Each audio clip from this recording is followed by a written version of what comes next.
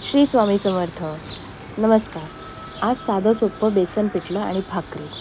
मस्त असं झणझणीत तेल तापून घेतलं आणि त्यानंतर त्यामध्ये राई तडतडून लसूण आपण टाकून 7 ते 8 पाकळ्या लसणाच्या घेतलेल्या आहेत आणि 2 मोठे कांदे घेऊन मी त्यात चिरून टाकलेले आहेत आणि हे छान असं फ्राय करून घेतलं. त्यासोबत काही लोक टोमॅटो टाकत नाही, पण मी खरंच टाकतो. टोमॅटोने एक वेगळीच चव येते पिठल्याला. आणि मस्त 3 मिरच्या टाकून मी हे सगळं पुन्हा व्यवस्थित परतून घेतलं आहे. तेलामध्ये छान शिजवून घेतलं. हे शिजवून घेताना एकीकडे मी पीठ छान असं भिजवून घेतलं होतं पाण्यामध्ये आणि ते त्यातल्या गठल्या सगळ्या मोडून मी पाणीमध्ये पीठ मस्त विरघळून ठेवलं होतं. आता यात कसुरी मेथी वापरली. कसुरी मेथीने आणखीन छान स्वाद येतो, त्यात काही वेगळं नाही आणि म्हणून ती मी वापरलेली आहे.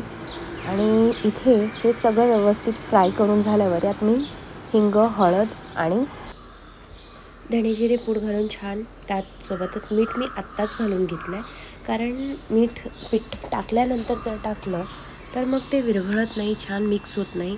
त्यामुळे मी मसाला आणि यासोबतच मीठ घालून आता यात बेसन घालून आणि आपल्याला बेसनाचा घट्टपचा प्रमाण किती हवं त्याप्रमाणे पाणी घालून हे मी छान शिजवून घेतलेलं आहे.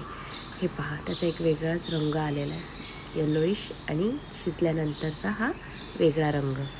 तुम्हाला हे बेसन पिठल्याची रेसिपी कशी वाटली नक्की कळवा. आणि हा बेसन पिठला आपल्याला भाकरीसोबत तर 1 नंबर लागतो, पण नुसता भातासोबत खाल्ला तरीही चालतो. Thank you so much. Shri Swami समर्थ.